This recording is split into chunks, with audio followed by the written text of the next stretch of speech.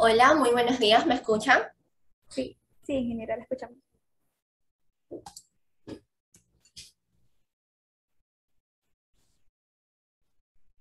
¿Sí se puede ver lo que estoy compartiendo en pantalla? Sí, sí se ve.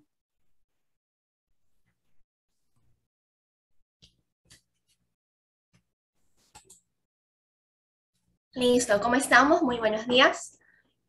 Muchas gracias por la invitación. Soy muy orgullosa de formar parte de esta plenaria del Encuentro Nacional de Mujeres en la Ingeniería. ¿Ok? El día de hoy voy a hablar un poquito de un proyecto de investigación que estamos trabajando en SPOL junto con uno de los docentes, específicamente el doctor Juan Carlos Avilés, y pues voy a comentarles un poquito de este proyecto. El proyecto se titula Diseño de un método pasivo de ubicación de una persona en ambientes de interiores basado en aprendizaje automático con datos obtenidos a partir de enlaces de comunicaciones en la banda de 28 GHz. Bueno, respecto un poco a la agenda que voy a compartirles hoy, vamos a tratar los siguientes puntos. Primero se va a dar una pequeña introducción y se va a abordar la problemática de este proyecto. También voy a mencionar los objetivos, trabajos relacionarios, el escenario, el entorno de simulación. ¿Cuál metodología experimental se ha desarrollado para poder abordar este problema? ¿Cuáles fueron los resultados obtenidos?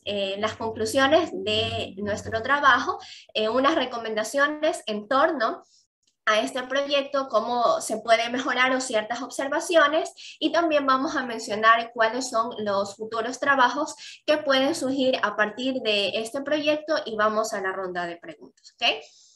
Entonces, un poquito para hablar de la introducción, bueno, frente a esta pandemia de la COVID-19 han surgido diversos desafíos sociales, problemáticas como el distanciamiento social, el aislamiento, que han hecho que surjan sistemas de detección de personas, básicamente sistemas DFL, que es el acrónimo en inglés, que parten de la localización de una persona en un ambiente, específicamente sin que esa persona porte algún dispositivo activo, ¿no? Todas estas técnicas de detección, específicamente las que se están empleando en este proyecto, son técnicas de detección pasiva, para poder básicamente determinar la posición geográfica en ambientes indoor, en ambientes de interiores.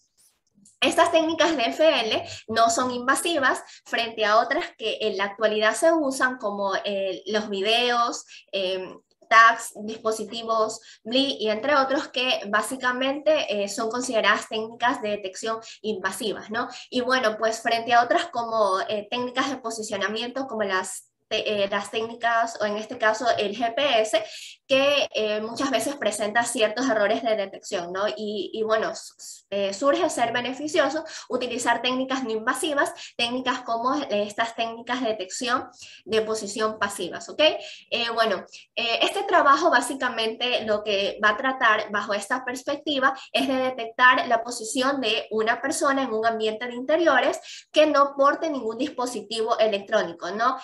Va a tratar de aprovechar las características de un ambiente de interiores, ¿no? Específicamente las características de propagación de señales de radiofrecuencia, ¿sí? A altas frecuencias, a una frecuencia de 28 GHz, para poder extraer estas características y aprovechar estas características para poder detectar esa posición, ¿sí?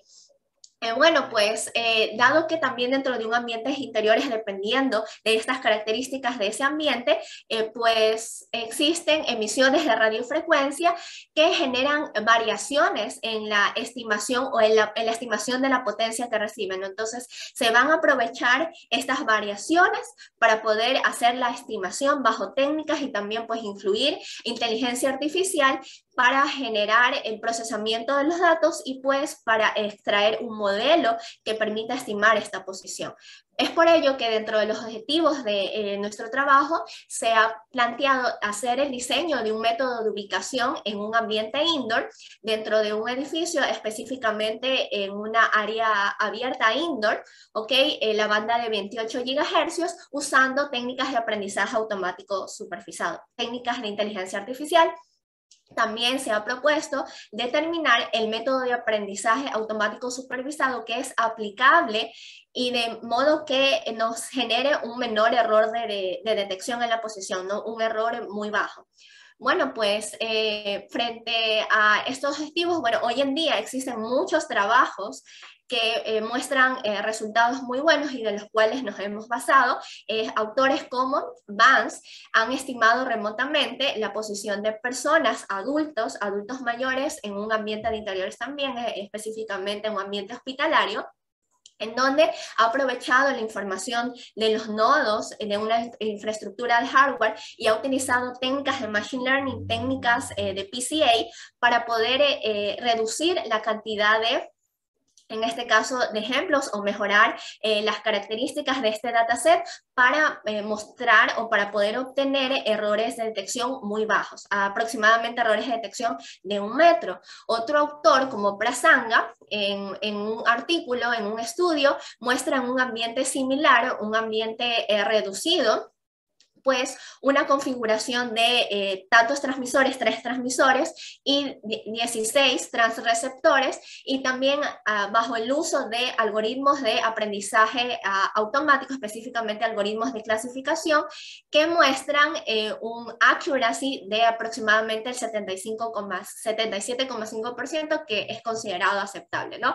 Y otros autores como Lei, que también han desarrollado experimentos, pero en entornos dinámicos, con una cantidad mucho mayor de equipos, específicamente 30 transreceptores que transmiten y reciben, como le dice su nombre, dentro de una posición, dentro de un entorno cambiante, ¿no? En donde en ese entorno existen mobiliarios, existen, qué sé yo, pues objetos que cambian la posición, y eso hace que las características del entorno vayan cambiando, ¿no? Bueno, frente a este entorno de simulación se mostraron resultados aceptables que muestran un error de aproximadamente el 10% en la detección, ¿sí? Bueno, esto es un poco de los trabajos que se han realizado en torno a estas técnicas de FL, y ahora les voy a mostrar un poco cuáles fueron los escenarios que se utilizaron para hacer estas simulaciones y desarrollar el proyecto. Bueno, fueron 2 escenarios, ¿no? El primero se cuenta con un entorno, un escenario en donde trabajamos un transmisor omnidireccional, ¿sí? También trabajamos, en este caso, con 19 receptores omnidireccionales colocados frente al transmisor. Las características de este entorno eran características muy similares a las que nosotros manejamos hoy en día en nuestros hogares, en nuestros edificios. Me refiero a paredes de hormigón, el piso también, en este caso, como el que manejamos en nuestros entornos. Las dimensiones de ambos escenarios son de aproximadamente 20 por 10, la altura de las paredes de 3 metros. Y bueno, pues aquí lo que se trataba de hacer diferencia es, bajo esa frecuencia, esa banda milimétrica de 28 GHz, cuál de estos 2 escenarios presenta mejores resultados o un menor error de detección, ¿no? Y frente al otro escenario, bueno, tenemos un escenario que también trabaja la misma cantidad de equipos, un transmisor, pero ya no un transmisor omnidireccional, sino un arreglo de antenas ULA, y frente a este arreglo, bueno, en este caso tenemos colocados de manera distinta, pues frente a todas las paredes, pues los receptores, ¿no? En este caso 9 receptores frente al transmisor, y pues 5 y 5 receptores omnidireccionales en cada una de las paredes, ¿ok? Bueno, vale la pena recalcar que para este segundo escenario, como estamos trabajando con un arreglo de antenas, hacíamos variaciones de los ángulos, ¿no? Aproximadamente variando cada 15 ángulos se tomaban datos o se hacía el giro de la antena para poder generar un dataset muy distinto al que se propone en este primer escenario, ¿sí? Bueno, hablando un poco de las simulaciones, el entorno que usted ve aquí de simulación es un entorno en el cual se planteó, en este caso, equipos, bueno, de un transmisor, en este caso un arreglo ULA, y equipos de recepción omnidireccionales. Se utilizó la herramienta de propagación, en este caso la herramienta de simulación de Ray Tracing, Wireless Insight, para generar el trazado de rayos, y aprovechando estos datos, luego de, en este caso, un tratado de los datos, se los llevó luego a MATLAB para, de manera repetitiva, ¿verdad? Haciendo variaciones de la posición de los sujetos, como usted ve aquí, se van a generar tablas de los valores de las potencias que reciben estos equipos, para luego, en este caso, generar pruebas de simulación en una aplicación de Machine Learning dentro de MATLAB. ¿Sí? Entonces hacíamos las variaciones de las posiciones con o sin sujetos para ver, generar distintos datasets, y con esos datasets generar los entrenamientos en la herramienta de Machine Learning de MATLAB. ¿Sí? Bueno, frente a estos dos escenarios voy a hablar un poco cuál fue la metodología experimental que se planteó para el primer escenario y para el segundo escenario. Y bueno, pues para este primer escenario, en donde contamos con un transmisor unidireccional y 19 receptores unidireccionales colocados frente a este transmisor, y con y sin presencia de sujetos, se generaron básicamente 248 ejemplos y 21 features. Bueno, estos features son considerados características que se generan dentro del dataset, que fueron simulados y se hizo el registro de los datos, ¿no? Estos datos, bueno, los datos están formados por la posición del sujeto, los 19 valores, en este caso, de potencias de los receptores que recibían los receptores, y las dos posiciones, en este caso la coordenada X y Y en la cual estaba el sujeto. Estos datos fueron generados de manera aleatoria, y pues con ellos se generan los ejemplos. Luego se realizó la preparación de los datos. Para la preparación de los datos, se hace una selección aleatoria nuevamente de los datos, ¿no? El 70% de los datos es usado para realizar los entrenamientos de las redes. Básicamente, de los 249 ejemplos que tenemos, tomamos el 70%, es decir, 174 ejemplos, 174 valores en este caso, de las personas, y pues fueron estos valores de potencias recibidas que fueron llevados al dataset de entrenamiento. Luego se utilizó el otro 30% para poder, en este caso, generar la validación. ¿Ok? Es decir, para realizar el testeo de esta red. Y bueno, frente a este 30%, luego se hizo la selección del mejor algoritmo, ¿no? Entonces, esta información del dataset básicamente va a ser procesada con técnicas de inteligencia artificial, usando diferentes métodos de aprendizaje automático supervisado, con el objetivo de obtener la mejor resolución posible, es decir, el menor error de detección de la posición de este sujeto, ¿no? Entonces, de manera independiente, se toman los datos para, en este caso, la posición X y Y de la persona, en dónde está ubicada en nuestro espacio, ¿no? En nuestro entorno de simulación, se llevan estos datos y pues se hace la selección del algoritmo de aprendizaje, ¿ok? Y pues el modelo que estamos utilizando es el modelo de redes neuronales de una MLP, de una Multilayer Perceptron, que recibía la siguiente información, ¿no? Como entradas se le configuraba los 19 valores de potencias recibidas en los equipos, en los receptores. También en este caso se configuraban 10 neuronas, y como salidas íbamos a tener la posición X y la posición Y del sujeto, en donde éste se encontraba. Respecto a las redes neuronales de las cuales se hicieron uso, las que nos daban mejores resultados muestran las siguientes características. Pues básicamente estas redes neuronales de Machine Learning resuelven problemas de clasificación y utilizan la estructura de una sigmoide, ¿no? Para nuestro entorno, para nuestro investigación, pues se trata de, en este caso, resolver un problema de regresión lineal cuya función de activación o cuya función específica es un modelo de regresión lineal. Estos dos algoritmos de regresión lineal que fueron utilizados bajo diferentes entrenamientos que se hicieron, bajo diferentes pruebas, fueron los que nos dieron mejores resultados. Y pues tenemos dos: el algoritmo de regresión de Bayesian Regularization y el algoritmo de entrenamiento Levenberg-Marquardt. Estos dos nos dieron los mejores resultados frente a diversas pruebas, frente a diversos entrenamientos que se realizaron.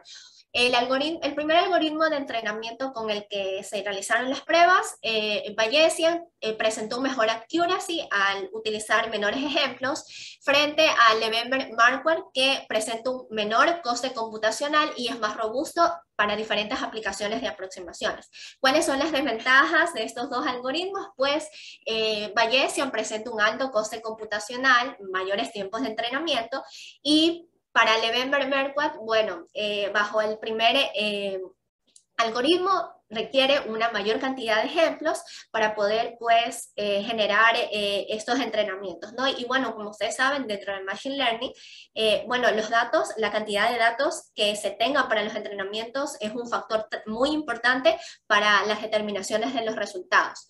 Y para lo que es el entrenamiento del algoritmo, cuando ya se hizo la selección y cuando ya se tiene el conjunto de datos, el training data como se lo llama, básicamente se realiza el reconocimiento de los patrones y de las características para luego realizar la evaluación de predicción, ¿no? Entonces,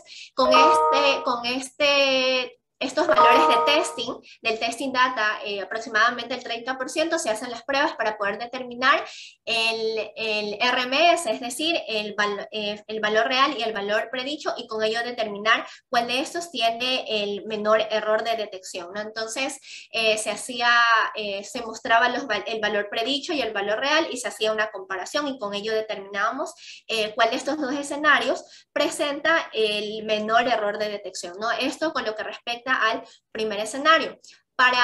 Respecto a los resultados que se obtenieron en el primer escenario, pues el mejor algoritmo que presenta un menor error de detección fue el Bayesian Regularization, con básicamente un porcentaje de error del 24.3% para la coordenada en X y para Y un 18.9%, ¿ok?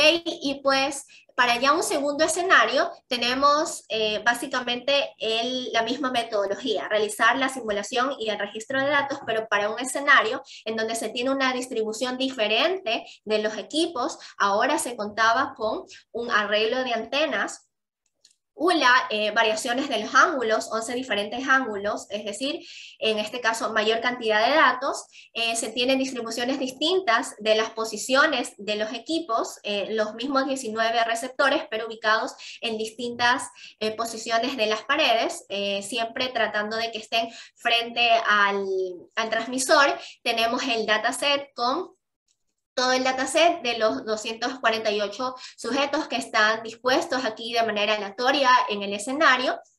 Se prepararon los datos, se realizó en este caso la preparación de los datos para trabajarlos en MATLAB, ¿sí? Nuevamente se hizo la clasificación de los datos de entrenamiento, el 70%, se tomaron los 174 información de las características de las personas, los valores de potencias recibidas, y luego el otro 30%, es decir, las características de las 74 personas forman parte de los futures.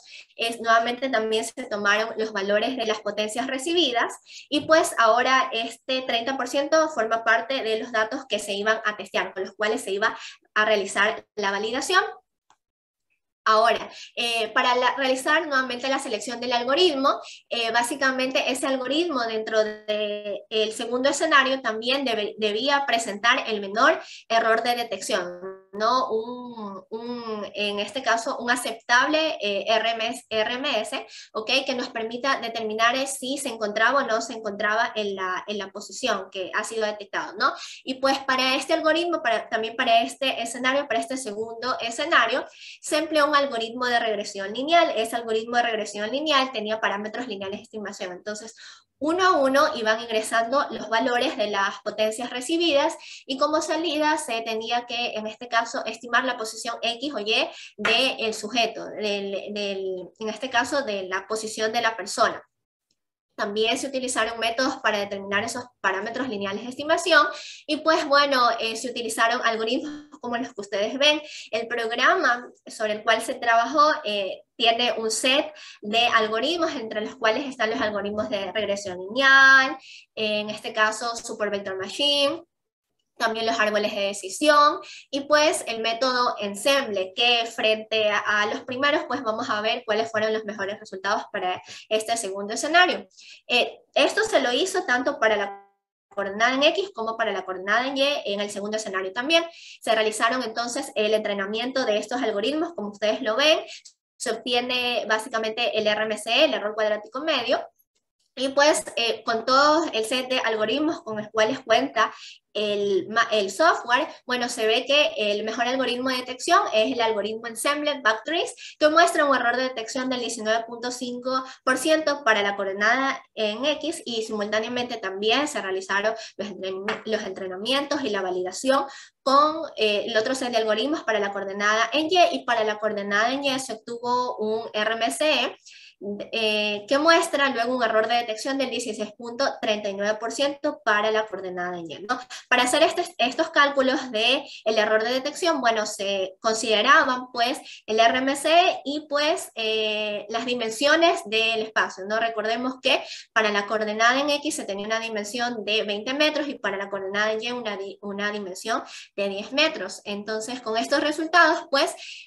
luego podemos ver que se hizo una comparación de qué escenario presentaba un menor error de detección, y bueno, pues frente al primer escenario, el segundo escenario presenta un menor error de detección para la coordenada en X y para la coordenada en Y, luego de haber realizado los entrenamientos y las validaciones con estas distintos algoritmos de aprendizaje automático supervisado, ¿okay? Las MLPs, en este caso el método ensemble, y para el segundo escenario, como lo vimos en los resultados, para la coordenada en X se tuvo un error de detección del 19.5% y para la coordenada en Y un error de detección del 16.9%. Y bueno, pues básicamente el estudio trataba de estimar el menor error de detección, y bueno, frente a todos estos entrenamientos y frente a la cantidad de datos que teníamos, bueno, estos fueron nuestros mejores resultados, entrenándolos de manera independiente. La información o el dataset que se tenía para todos los sujetos, que se tenía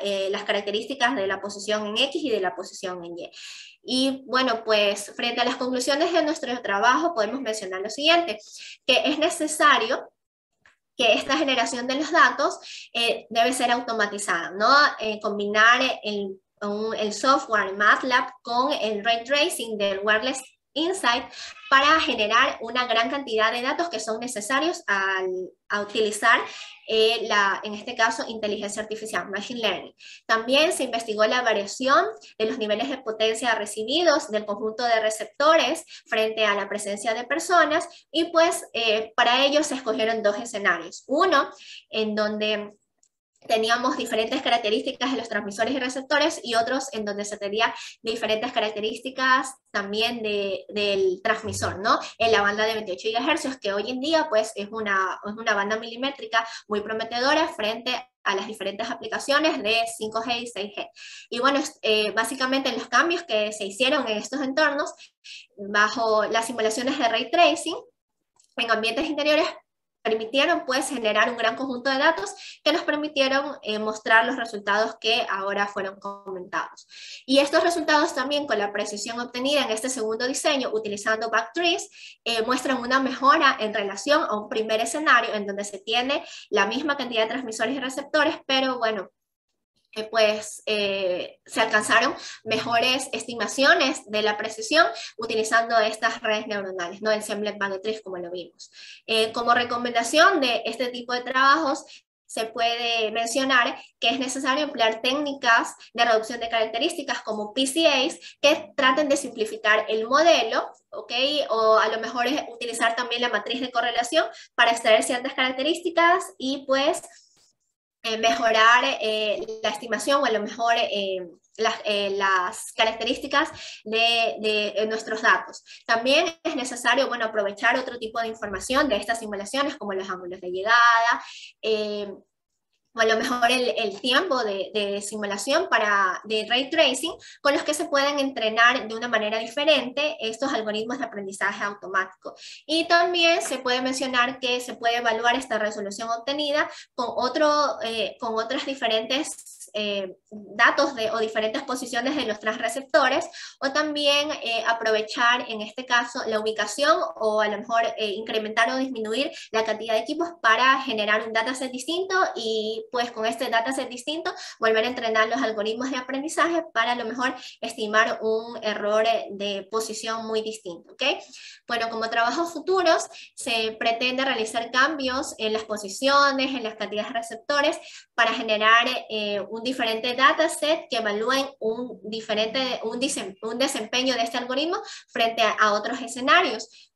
También se puede replicar utilizando nuevos métodos de aprendizaje automático que mejoren el error de detección de la posición de una sola persona. Se pueden también realizar diferentes simulaciones cuando existe más de una persona, o a lo mejor estimar la distancia entre dos personas dentro de un ambiente de interiores, o bueno, se puede a lo mejor explayar utilizando más bien un ambiente no indoor, sino outdoor, ¿no? Y bueno, pues se pueden también realizar entrenamientos con redes neuronales y algoritmos de aprendizaje automático con datos en donde ahora pues arbitrariamente pues se tenga un entorno dinámico de pues todo lo que se encuentre dentro de ese ambiente. Aquí también, bueno, pues ahora les voy a mostrar la bibliografía empleada, un poco la bibliografía parcial de este proyecto, de este trabajo, y pues daré paso ahora a la sección de preguntas. Muchas gracias, ingeniera, por su excelente disertación. Algo que me llamó la atención es cómo se involucran diferentes áreas de ingeniería al momento de realizar la investigación. Además, la meticulosa metodología al momento de llevar cada, cada punto de su investigación. Eh, de corazón, anhelamos que su trabajo continúe teniendo un gran alcance. Ahora sí, chicos, si tienen alguna... Muchas gracias, Denise. Hay una pregunta en el chat. ¿Cómo piensan resolver el problema de interferencia con la recepción de las señales en un escenario donde hay objetos como, por ejemplo, unos muebles o mesas?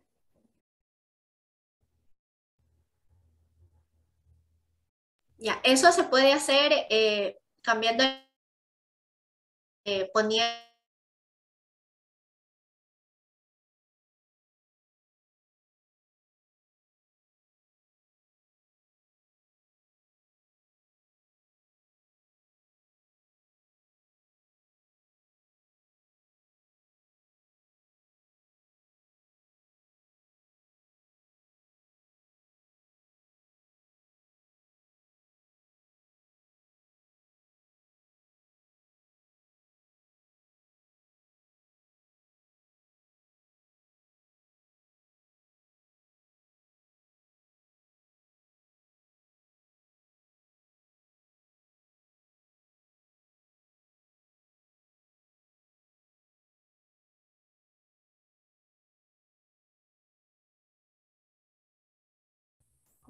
Al parecer hubo un problema con la conexión.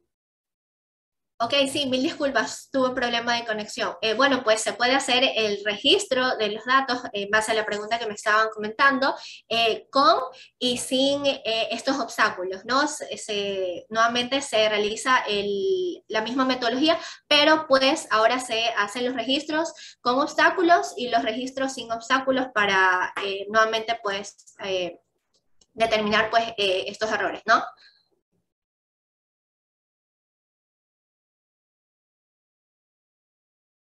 Eh, Muy bien, muchas gracias, ingeniera. También le mandan felicitaciones por el chat, que pues, hace un excelente trabajo. ¿Alguna otra consulta que tenga? Vamos a atender.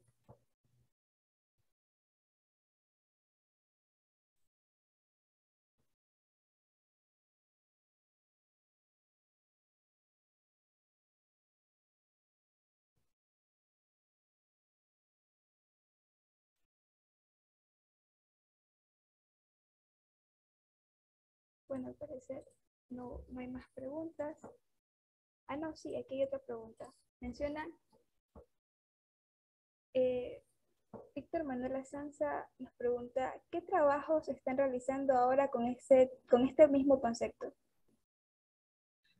Bueno, pues ahora actualmente también nos encontramos trabajando con el doctor Juan Carlos Avilés. Hemos estado trabajando algo similar, pero bueno, ahora disminuyendo la cantidad de receptores, haciendo variaciones en las posiciones. Hemos trabajado diferentes configuraciones, pues ejemplos o en este caso obteniendo valores de dataset en donde tenemos 28 transreceptores, 14 transreceptores, 7 transreceptores y bueno, haciendo variaciones y tratando de obtener diferentes cantidades de datos y frente a estas diferentes cantidades de datos, estimar pues cuáles nos dan los menores errores de detección. Bueno, eso es lo que básicamente estamos trabajando en estos momentos.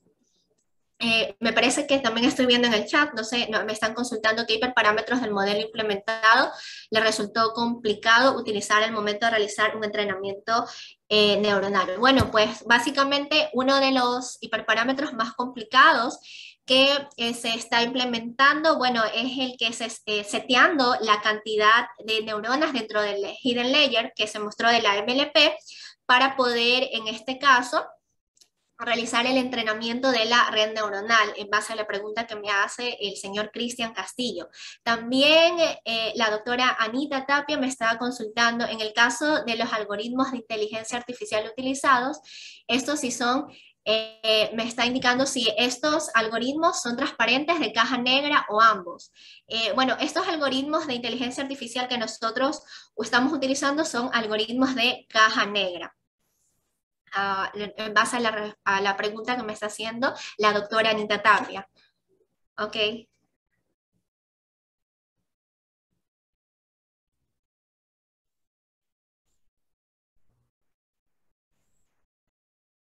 Excelentes preguntas bien planteadas. Cristian también está. ¿Puedes encender tu micrófono, Cristian? Muy buenas tardes, muchas gracias por la presentación. Máster, tengo una consulta. Al momento de poner, o sea, ¿cuáles serían como que las limitaciones o problemas, bueno, o podría ser los objetivos a cumplirse al momento de realizar, más que nada, poner en producción la red neuronal? Bueno, muchas veces son las cantidades de datos con los que se trabaja. Las limitaciones es tratar de hacer un buen ordenamiento de datos, muchas veces a lo mejor tratar de normalizarlos, ¿sí? Para ver estas variaciones. Y bueno, pues como lo mencioné también, bueno, los objetivos es tratar de realizar una detección con el menor error posible frente a los otros trabajos que se están proponiendo, Cristian. Ok, perfecto, muchísimas gracias. Gracias a usted. ¿Alguna última pregunta, chicos? Antes invitados.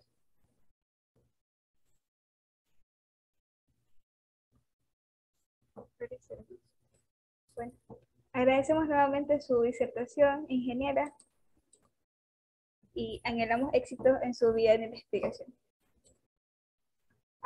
Hay una última pregunta, que si se ha publicado algún trabajo, perdón. Bueno, pues sí, se ha publicado, bueno, hace poco, la semana anterior, nos aceptaron este trabajo de investigación en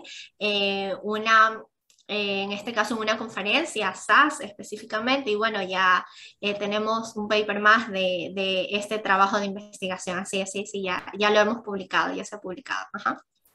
Ya ha sido aceptado, así es.